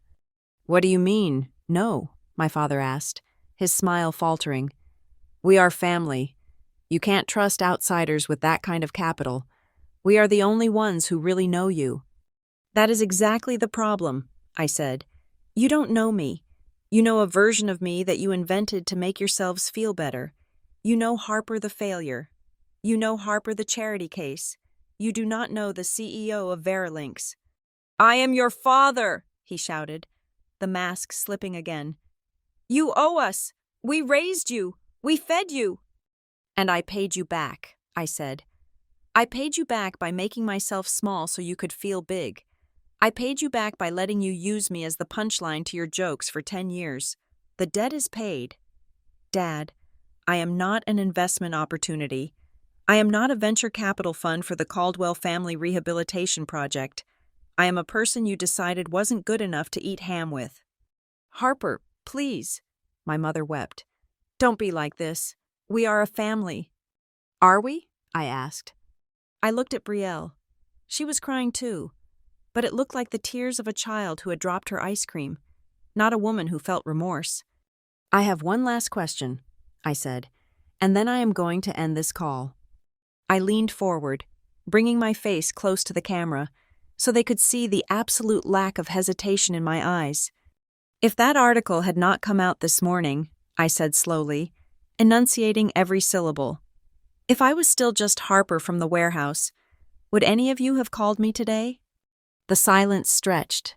It was a physical thing, heavy and suffocating. My father looked at the floor. My mother sobbed into her tissue. Brielle stared at her hands. Graham looked at the ceiling. Nobody said yes. Nobody lied, because the lie was too big even for them. "That is what I thought," I said. I moved my mouse to the red button. "Harper, wait!" Brielle cried out. I did not wait. I clicked end meeting. The screen went black. The connection was severed. The room was quiet again, save for the hum of my servers. I looked at the blank monitor, and for the first time in 20 years, I did not feel heavy. I felt light. I felt clean. I closed the spreadsheet. I did not save the changes. I did not need the record anymore. The verdict was in. The video call had ended, but the darkness in my office felt different now. It was no longer the comfortable solitude of the early morning. It was the heavy, suffocating silence of a crime scene. I sat there for 20 minutes, staring at the black screen of my monitor. My heart rate had returned to normal. The emotional hemorrhage of confronting my parents was clotting, hardening into a scab of cold resolve. I had thought the worst part of the day was over. I thought the revelation was the climax. I was wrong. At 7:45 in the evening, my internal secure line blinked. It was not a phone call. It was a priority alert from the Verilink security subsystem. I tapped the notification. It was a message from Leo, my lead security architect. He was not supposed to be working on Easter, which meant this was critical. "Harper," the message read, "I know you are dealing with the media fallout, but you need to see this. We just flagged a brute force entry attempt on the Tier 1 legal repository. It happened 3 days ago, but the system just correlated the IP address with a known entity. It got buried in the pre-launch traffic." I frowned. Tier 1 was where we kept the patents, the shareholder agreements, and the source code verification keys. It was the vault. "Who was it?" I typed back. "It wasn't a hack." Leo replied, "It was a credentialed login. Someone used an old guest access token that was generated 2 years ago. The token was expired, so the system blocked it. But the attempt came from a residential IP address in Greenwich, Connecticut. The ISP registration is linked to a private server cluster owned by Wexler Capital." I felt a chill that had nothing to do with the air conditioning. Wexler Capital, Graham's firm. "Check the user log for the token," I instructed. "Who was the original assignee?" Leo's response took 10 seconds, but it felt like an hour. The token was assigned to B. Caldwell, external consultant, in November of 2021. I froze. I remembered November of 2021. I remembered it vividly, because it was one of the few times Brielle had been nice to me without an audience. She had come to my apartment, my old apartment, the one with the leaky faucet, and brought me a latte. She said she was trying to learn more about tech trends to impress Graham. She said she had a presentation to fix for him, a file that was corrupt, and she asked if I could use my computer skills to recover the data. I had helped her. I had opened her laptop, fixed the corrupt PowerPoint, and while I was doing it, she had asked a million questions about my work. How do you track things? What does the interface look like? Can I see a demo just to understand what you do? I had been so desperate for her interest, so hungry for a shred of validation, that I had logged into a dummy version of the Verylink's dashboard. I had generated a temporary guest token so she could click around and see the maps. I thought she was finally taking an interest in my life. I looked at the metal box on my desk, the one I had opened earlier to retrieve the emotional ammunition against my family. There was something else in there. I reached in and pulled out a thin, folded document. It was paperclipped to the back of the family photos I kept hidden. It was a non-disclosure agreement. I remembered Brielle laughing as she slid it across the coffee table that day. "Graham is so paranoid," she had said, rolling her eyes. "He makes me get everyone to sign this if they even touch his work laptop. Just sign it so I don't get in trouble. Harper, it is just a formality." I had signed it without reading the fine print. I was the little sister helping the big sister. I trusted her. I unfolded the paper now. I turned on my desk lamp and read the text under the harsh white light. It was not a standard confidentiality agreement. It was a transfer of intellectual property rights. Clause 4. Section B. Any data, modifications, or work product created or accessed during the consultation period shall be the sole property of the assignee, Brielle Caldwell. My stomach turned over. She had not just been asking for help, she had been harvesting. She had tricked me into logging into my own system on her machine, capturing the credentials, and then made me sign a document that she thought gave her legal ownership of whatever she stole. For 2 years, she had held on to that token, and 3 days ago, the same day she told me not to come to Easter because I was too embarrassing, someone at the Wexler house had tried to use that token to break into my legal vault. Why? If she thought I was a failure, why steal from me? Unless she knew. Unless she had known for a long time that Verylinks was valuable, and she was keeping me down not out of shame, but out of strategy. If I was the embarrassing warehouse worker, nobody would believe I was the architect. If I was the failure, she could sell the inside scoop on the rising tech company without anyone suspecting the source was the founder herself. The phone rang again. This time, it was not a family member. It was a number I did not recognize. Area code 212, New York City. I picked it up. "This is Harper Caldwell," I said. My voice was razor wire. "Ms. Caldwell." A man's voice answered. It was smooth, confident, the voice of someone who wore loafers without socks. "My name is Julian Thorne, no relation to the reporter, I assure you. I represent a boutique acquisition firm called Apex Strategy." "I am not selling," I said, reaching to hang up. I know, he said quickly. "I saw the journal. Impressive stuff. But I'm not calling to buy the company. I am calling because I'm confused. And when I am confused, I get litigious." I paused. "Explain." "Well," Julian said, his voice dropping an octave. 6 months ago, my firm purchased a proprietary data package regarding supply chain vulnerabilities in the Pacific Rim. We paid a significant sum, $50,000, for the raw data and an introduction deck to the internal architect of a platform called Verylinks. I gripped the phone so hard my knuckles turned white. "Go on," I said. "The seller," Julian continued, "was a charming woman. She claimed to be a silent partner. She claimed she had the backdoor keys to the system. She sold us the data, and she promised that she could deliver the founder for a consulting gig once the timing was right. Her name was Brielle." The world stopped spinning. It wasn't just jealousy. It wasn't just snobbery. It was fraud. My sister had been selling my data. She had been selling me. She had taken the limited access I gave her, scraped whatever she could find, and peddled it to low-level investors as exclusive intelligence. She had used my name, my work, and my company to fund her lifestyle, all while telling me I wasn't good enough to sit at her dinner table. She wasn't ashamed of me. She was terrified of me. She was terrified that if I ever came into the light, her side hustle would be exposed. She needed me to be the invisible, submissive sister so she could continue to be the connected broker who had the inside track on the logistics world. "Ms. Caldwell?" Julian asked. "Are you there?" "I am here," I said. "Look, the data was good," Julian said.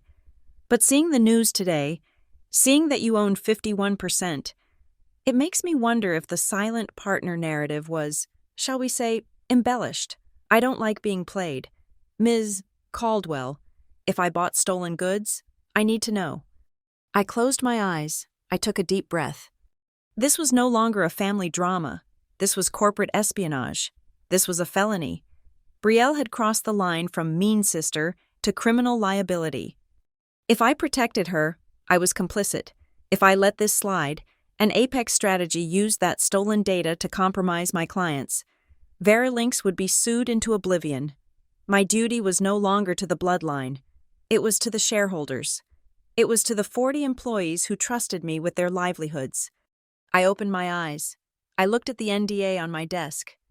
"Mr. Thorne," I said, my voice completely devoid of emotion. "You said you purchased this package from Brielle?" "Yes." "And you have a record of the transaction?" "I have the wire transfer receipt and the email chain," he confirmed. "Good," I said.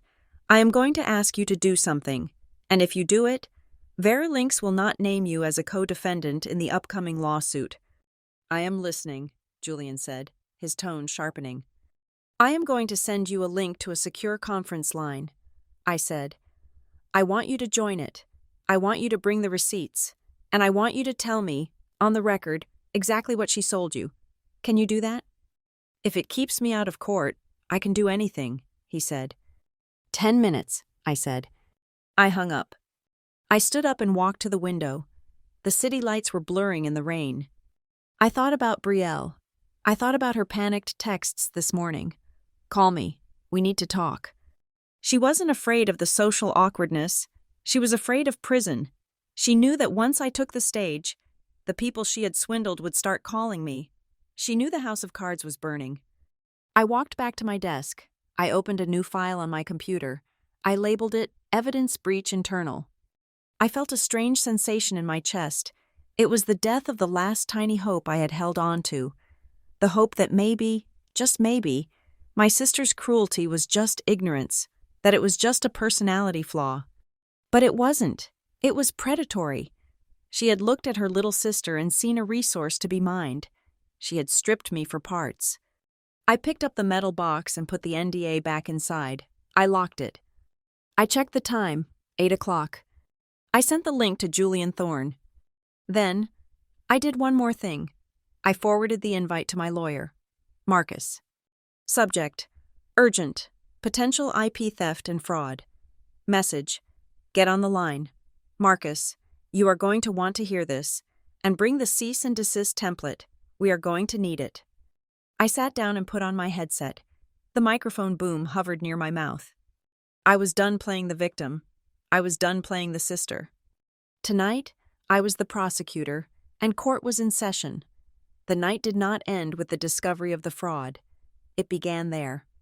I spent the hours between 10 at night and 4 in the morning on a secure conference line with Marcus, my lawyer, and the head of our compliance department.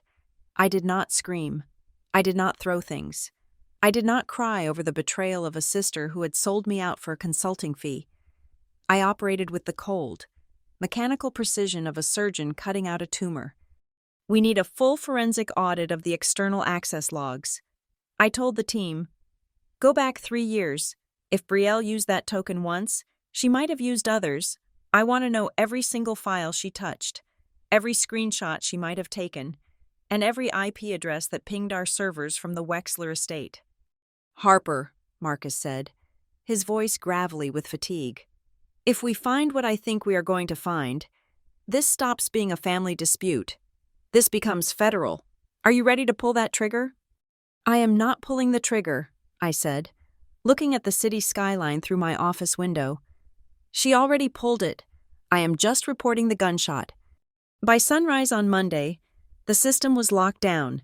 We invalidated every guest token ever issued. We rotated the encryption keys for the entire database. We drafted a preliminary transparency report for our board of directors, notifying them of a potential low-level unauthorized access incident that had been contained. I did not lie to my shareholders. I told them the truth, but I kept the name of the perpetrator redacted, for now. At 8 o'clock in the morning, I opened my personal email. I composed a message to my parents and Graham. I did not CC Brielle. Subject: the new terms of engagement.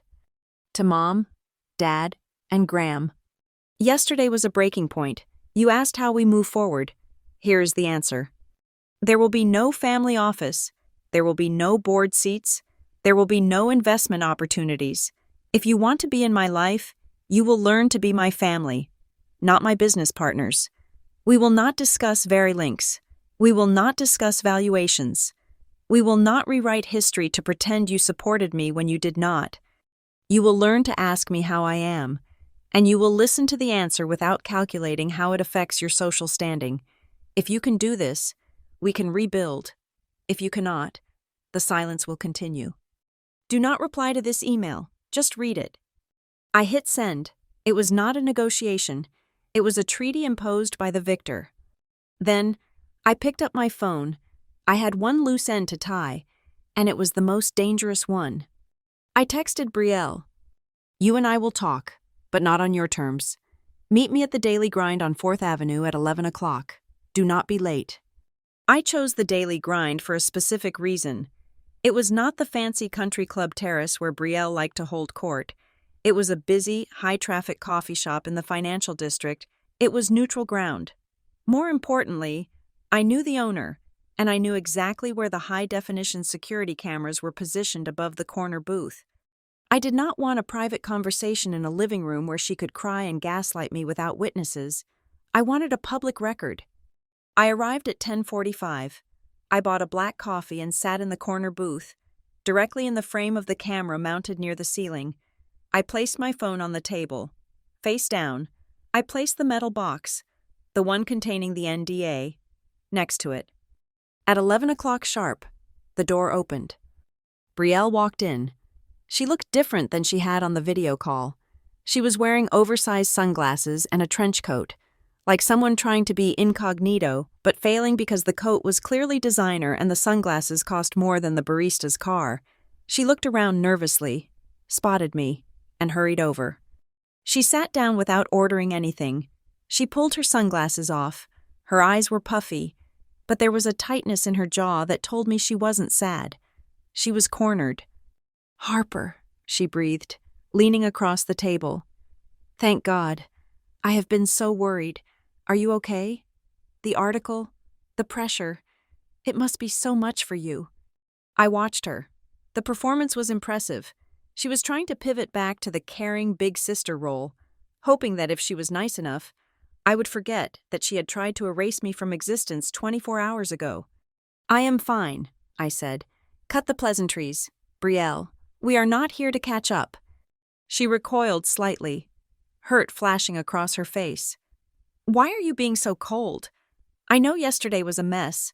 Mom and Dad are they are old-fashioned, and I was stressed about the brunch. I didn't mean those texts. Harper, you know that. I was just trying to protect you from Graham's parents. They can be sharks." "Sharks," I repeated.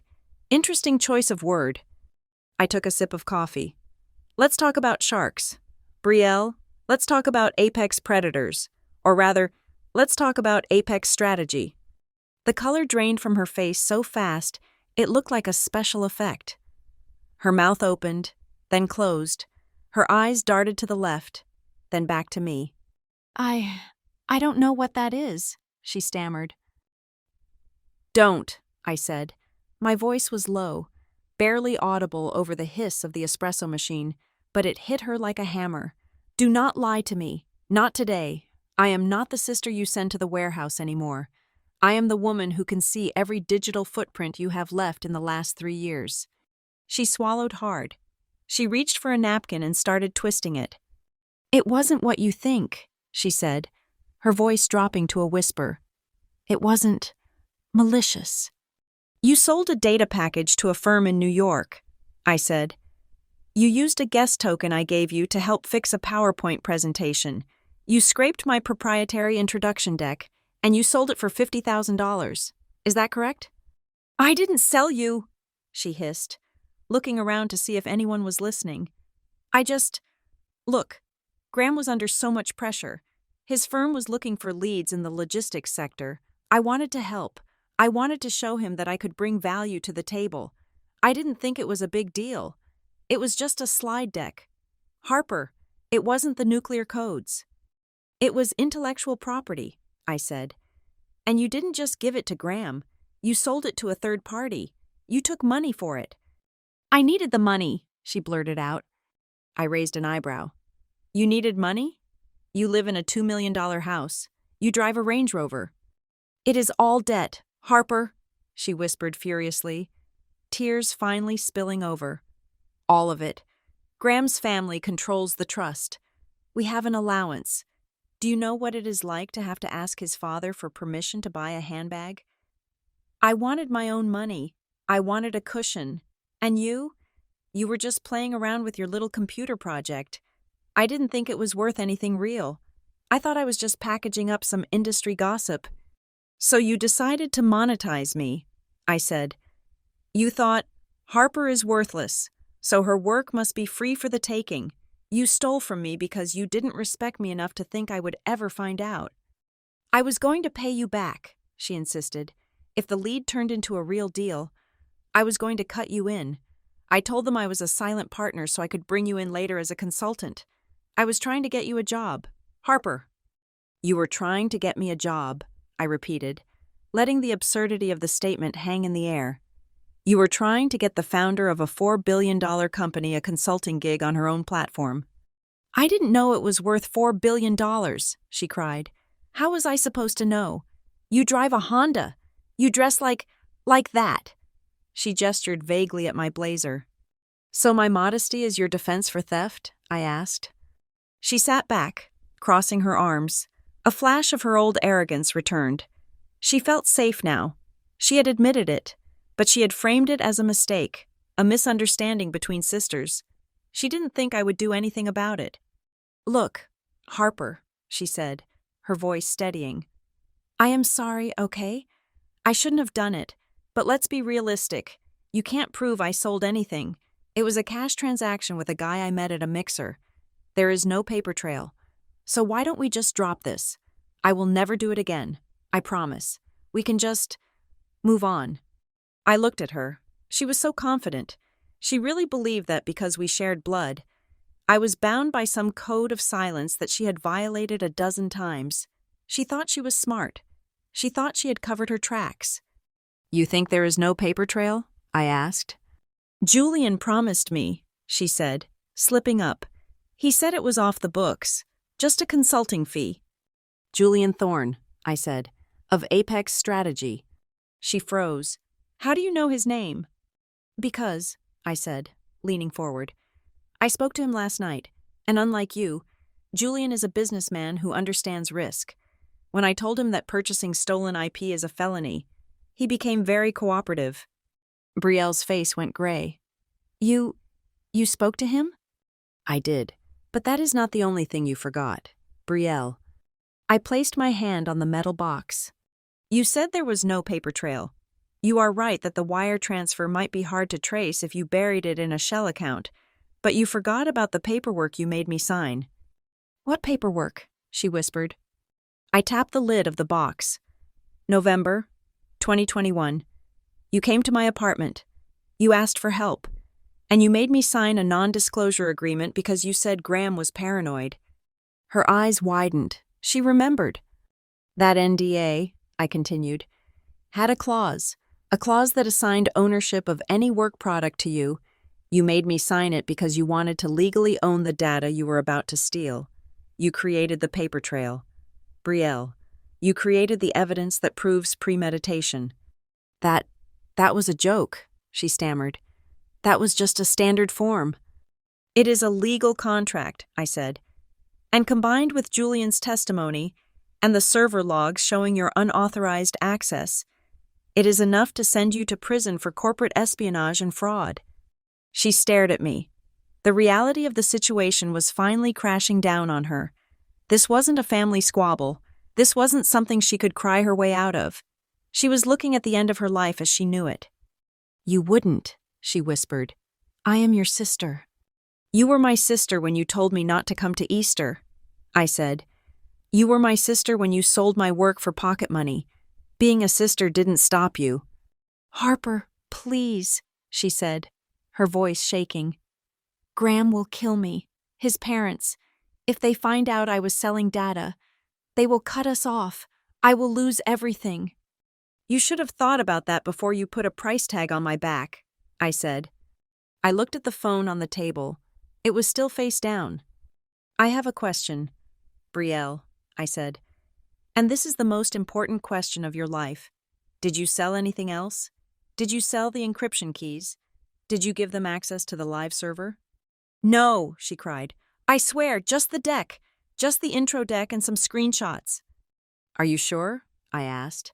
Because if I find out later that you are lying, the deal I am about to offer you disappears. I am sure, she insisted. It was just the one time. I just wanted the $50,000. I didn't know how to access the rest. Okay, I said. I picked up the phone. I turned it over. The screen was black, but the little red light at the top was pulsing. You can come out now, I said to the empty air. Brielle looked around, confused. Who are you talking to? I tapped the screen. The recording app was running, but that wasn't what I was looking at. I swiped to the active call screen. I am talking to the silent participants on this call, I said. I put the phone on speaker. Did you get all that, Marcus? I asked. Loud and clear. Harper. My lawyer's voice boomed from the speaker, crisp and professional. We have admission of theft, admission of payment, and confirmation of the specific data set compromised. Brielle let out a strangled sound, like an animal caught in a trap. And Mr. Thorne? I asked. Are you there? I am here, Julian Thorne's voice came through, sounding apologetic but firm. I confirm that matches the transaction details. Brielle stood up, knocking her chair over. You set me up. I verified the truth, I said, remaining seated. You just admitted to a felony in front of a lawyer and the witness to your crime. The trap only worked because you were guilty. Brielle. She looked at the door. She looked at me. She looked like she was going to run. Sit down, I said. It wasn't a request.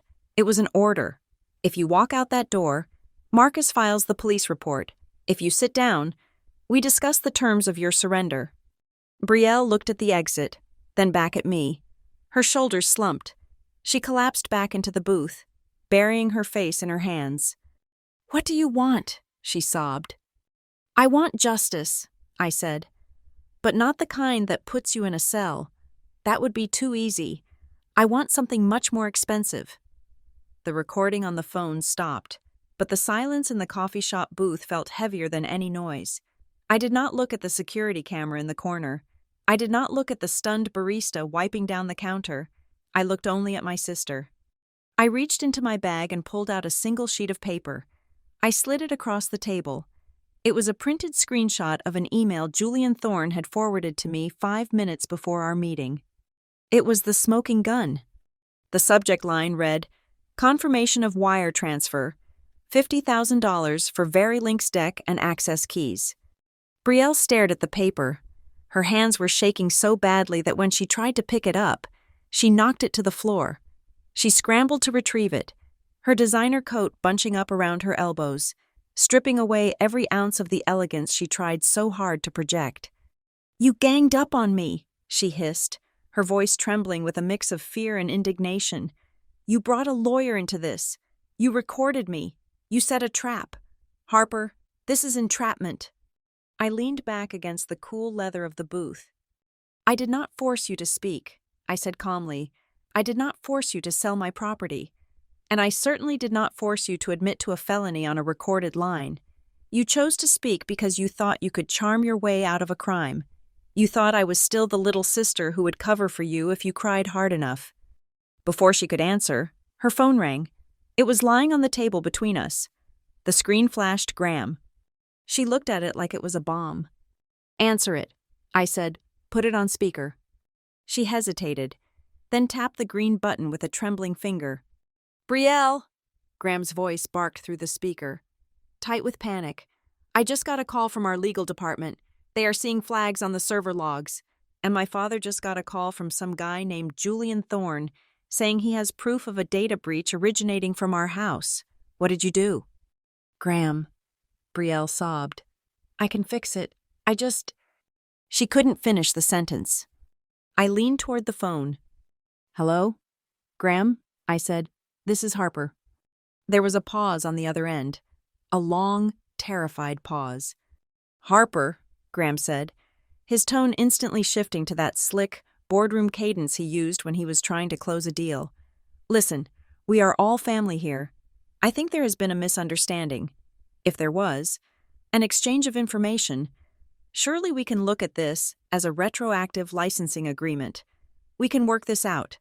My firm is willing to offer a settlement. We can turn this into a partnership. Let's not blow this out of proportion. I laughed. It was a cold, sharp sound.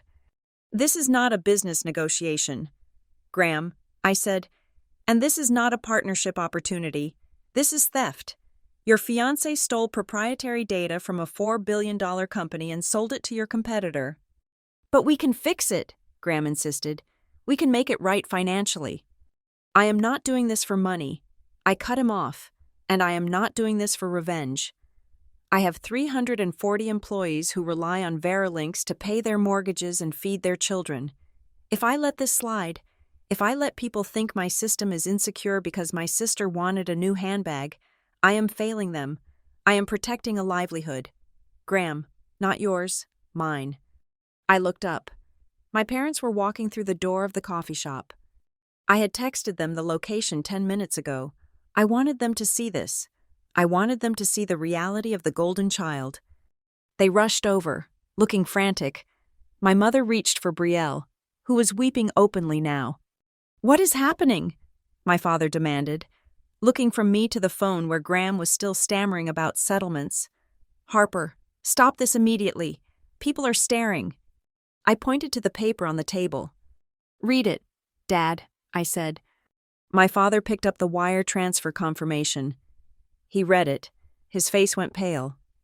He looked at Brielle, then back at the paper. For the first time in his life, he did not immediately jump to her defense. He did not ask how much the company was worth. He looked at the evidence of his daughter selling her own sister for $50,000, and the gravity of it finally silenced him. He sat down on the edge of the booth, the paper crumpling in his hand. My mother read over his shoulder and covered her mouth. They stood there, silent. There was no, how can we invest? There was no, don't embarrass us. There was only the undeniable, ugly truth of character. Brielle looked up at me, mascara running down her cheeks. I only did it because I wanted to be someone, she wailed, her voice cracking. You don't understand. Harper, you have always been the smart one, even if nobody said it. I just wanted to bring something to the table. I wanted Graham to look at me the way he looks at his partners. I did it so I would be recognized. I looked at her. I felt a flicker of pity, but I snuffed it out instantly. Pity was what had allowed this to happen in the first place. I stood up. You wanted to be recognized? I asked, my voice low and lethal. You wanted to be recognized by erasing me from the Easter table and then selling me on the black market? She flinched as if I had slapped her. You wanted value, I continued. Well, here's the bill. I placed a folder on the table. Inside were 2 documents prepared by Marcus. You have 2 choices, Brielle, and you have 5 minutes to decide. I pointed to the first document. Option 1. You sign this full confession. You return the $50,000 to Julian Thorne immediately. You sign a lifetime non-disclosure agreement that bars you from ever speaking about Verilinks, me, or my technology again. You resign from any board or committee you are currently sitting on to prevent further fraud. And most importantly, you enroll in a court-approved therapy program for pathological behavior. Real therapy, not a spa retreat. I pointed to the second document. Option 2. You walk out that door. Marcus sends the evidence to the district attorney. You will be arrested for corporate espionage, wire fraud, and theft of intellectual property. Graham will be implicated as an accessory since it happened on his server. You will go to prison, Brielle, and I will testify against you. The silence in the coffee shop was absolute. Even the espresso machine seemed to have stopped hissing. My parents looked at Brielle. My mother was crying softly, but she did not intervene. My father looked at the floor, defeated. He finally understood that he could not negotiate his way out of his children's choices. Brielle looked at the papers. Her hands were shaking. She looked at the phone where Graham was listening in terrified silence. "Give me the pen," she whispered. She signed. She signed away her social standing. She signed away her pride. She signed an admission that she was not the golden child, but a thief. When she finished, she pushed the papers back to me. She looked small. She looked like a child who had finally been told no. I took the folder. I picked up my phone.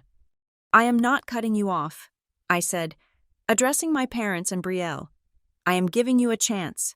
You can learn to be a family. You can learn to love me without conditions and without price tags.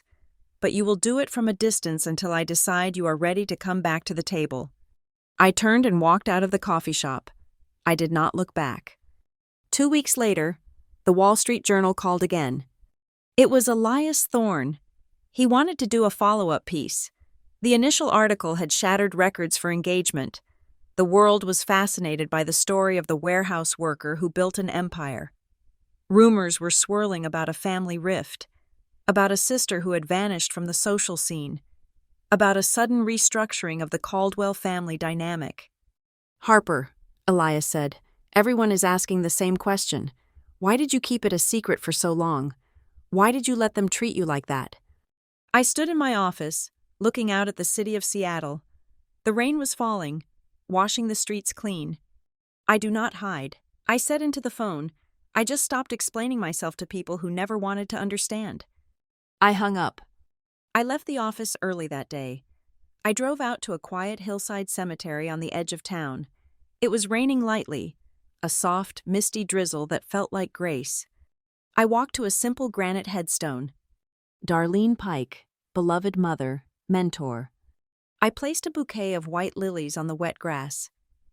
I stood there for a long time, listening to the wind in the trees. I thought about the warehouse. I thought about the clipboard she used to carry. I thought about the way she had taught me to see the truth in the blurry lines. I touched the cold stone. "You were right, Darlene," I whispered. "You told me that if they only see me when I'm shiny, it is not love." I took a deep breath, the cold air filling my lungs. "I made them see," I said softly, but this time I chose the terms. I chose to let them stay, but only after they learned what it costs to sit at my table. I turned and walked back to my car. The engine started with a roar. I had a company to run. I had a world to verify. And for the first time in my life, I was driving into the light, and I was not afraid of what it would reveal. Thank you so much for listening to this story. If you enjoyed Harper's journey from the shadows to the spotlight, please let me know in the comments where you are tuning in from. I would love to hear your thoughts and connect with you all. Don't forget to subscribe to the Lila Revenge Stories channel. Like this video, and smash that hype button so we can get this story out to more people who need to hear that success is the best revenge.